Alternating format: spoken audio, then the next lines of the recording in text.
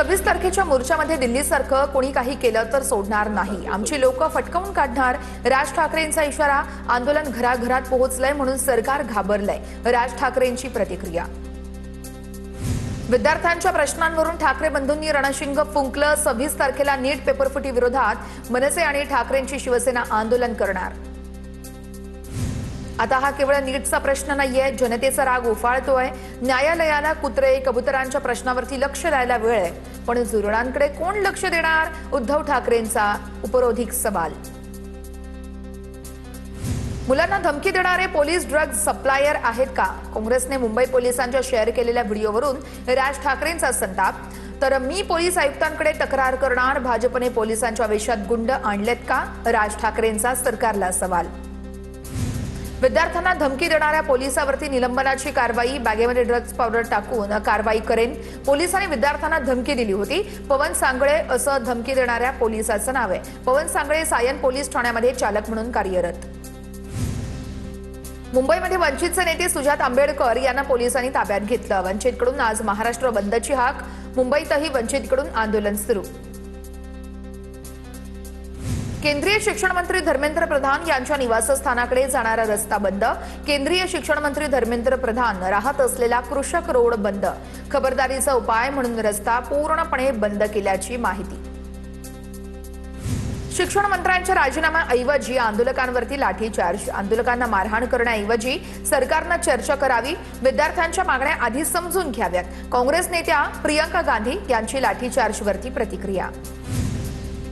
संसदेत चौथ्या दिवशीही गदारोळ. नीट मुद्द्यावरती सरकार चर्चा करायला तयार, पण विरोधकांना नीटच्या मुद्द्यावरती चर्चाच नकोय. किरण रिजिजू यांचं लोकसभेत विधान. तर काँग्रेसचे अध्यक्ष मल्लिकार्जुन खरगे यांनी शिक्षण मंत्री धर्मेंद्र प्रधान यांच्या राजीनाम्याची मागणी लावून धरली.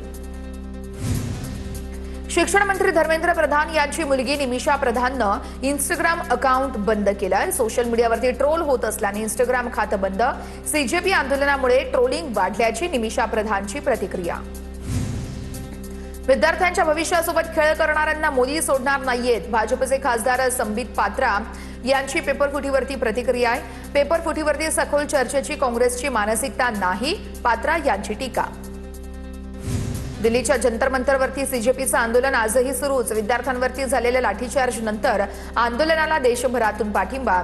धर्मेंद्र प्रधान यांचा राजीनामा होत नाही तोपर्यंत आंदोलन सुरूच राहणार. सीजेपीचे नेते अभिजित दिपके यांचा यलगार. दिल्लीतील 16 मेट्रो स्थानकं आजही बंद करण्यात आली. कोणत्याही आंदोलकाला जंतर मंतरकडे येण्यापासून रोखण्यासाठी डीएमआरसीने घेतला निर्णय. डीएमआरसीच्या निर्णयामुळे सामान्य प्रवाशांचे मोठे हाल. दिल्लीतील कॅनॉट प्लेसकडून जंतर मंतरकडे येणारा रस्ता बंद. रस्त्यावरती दिल्ली पोलीस आणि आरएएफ जवान तैनात. रस्त्यावर आंदोलकांकडून घोषणाबाजी सुरू आहे. ज्येष्ठ समाजसेवक अण्णा हजारेंनी अखेर मौन आंदोलन सुरू केलंय. अहिल्यानगरच्या वाडिया पार्क येथे गांधी पुतळ्याजवळ आंदोलन सुरू. आंदोलन स्थळाला नगरचे जंतर मंतर असं नामकरण. तर जनतेचे प्रश्न केंद्र सरकारपर्यंत पोहोचवता यावेत यासाठी मोदींना पत्र लिहिलं. अण्णा हजारे यांची माहिती. पिंपरी चिंचवड शहरातील रावेत परिसरामध्ये बॅनर लावण्याच्या वादातून तरुणाला मारहाण. मारहाणीची घटना सीसीटीव्हीमध्ये कैद. रावेत पोलीस ठाण्यामध्ये 4 जणांविरोधात गुन्हा दाखल. अकोल्यामध्ये वंचित बहुजन आघाडीचे राष्ट्रीय अध्यक्ष प्रकाश आंबेडकर यांनी महाराष्ट्र बंदची हाक दिली. दिल्लीमध्ये जंतर मंतर परिसरामध्ये विद्यार्थ्यांवर झालेल्या लाठीचार्जच्या निषेधार्थ आणि विद्यार्थ्यांच्या समर्थनार्थ बंद पुकारण्यात आलेला आहे. नीट पेपरफुटी प्रकरण आणि जंतर मंतर लाठीचार्ज विरोधात नंदुरबारमध्ये काँग्रेस आक्रमक. धर्मेंद्र प्रधान यांच्या तात्काळ राजीनाम्यासाठी जिल्हाधिकाऱ्यांना दिलं निवेदन.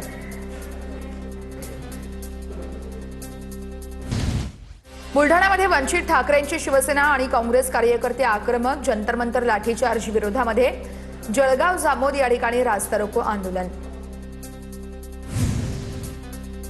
दिल्लीतील विद्यार्थ्यांवरती झालेल्या लाठीचार्जच्या निषेधार्थ रत्नागिरीमध्ये मोर्चा. शिव शाहू फुले आंबेडकर विचार मंचच्या माध्यमातून निषेध मोर्चाचं आयोजन.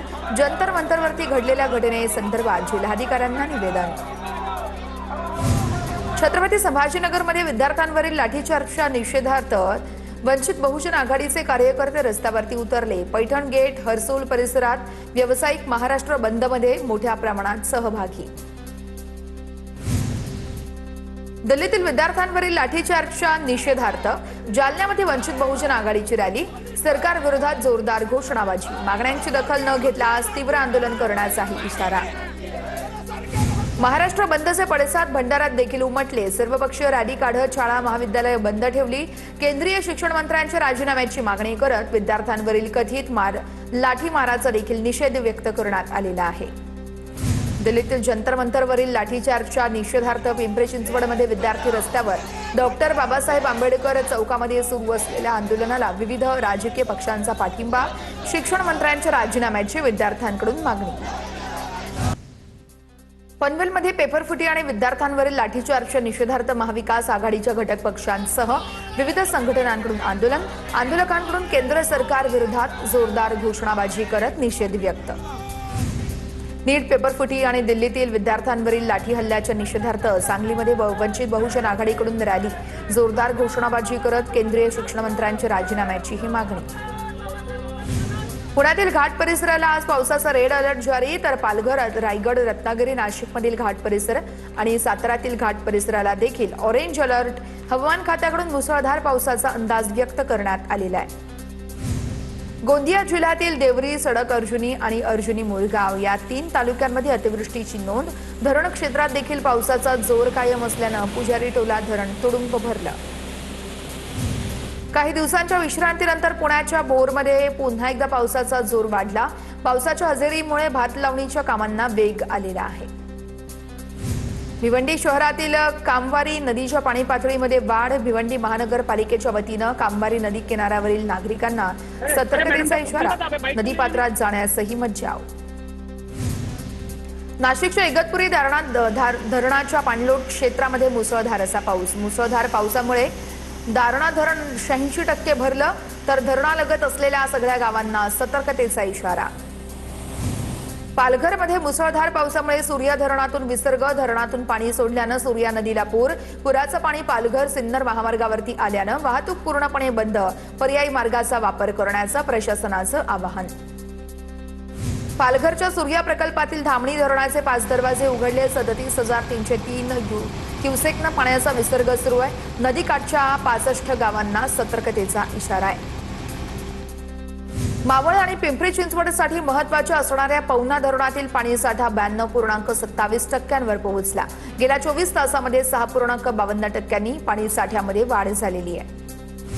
चंद्रपूरच्या नागभीडमधील घोडाझरी उपकालवा फुटला, कालवा फुटल्यानं पाणी शेतात शिरलं, शेतकऱ्यांचं त्यामुळे मोठं नुकसान झालेलं आहे।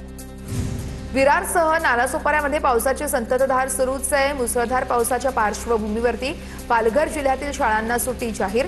रात्रीपासून सुरू असलेल्या पावसामुळे अनेक ठिकाणी सखल भागात पाणी साचलं। धुळ्याच्या साक्री तालुक्यामध्ये बुरशीनाशकच्या एका थेंबानं लाखोंची पिकं उद्ध्वस्त झालेली आहेत। बुरशीनाशकाच्या फवारणीनंतर कलिंगड, केळी, कापूस पिकांचं नुकसान, 4 शेतकऱ्यांचं 35 लाखांचं नुकसान। 3 वर्षांनंतर बेपत्ता मुलगा कुटुंबाला सुखरूप मिळालेला आहे। मुंबई पोलिसांच्या सतर्कता आणि संवेदनशीलतेमुळे 3 वर्षांच्या शोध मोहिमेला अखेर यश मिळालेलं आहे।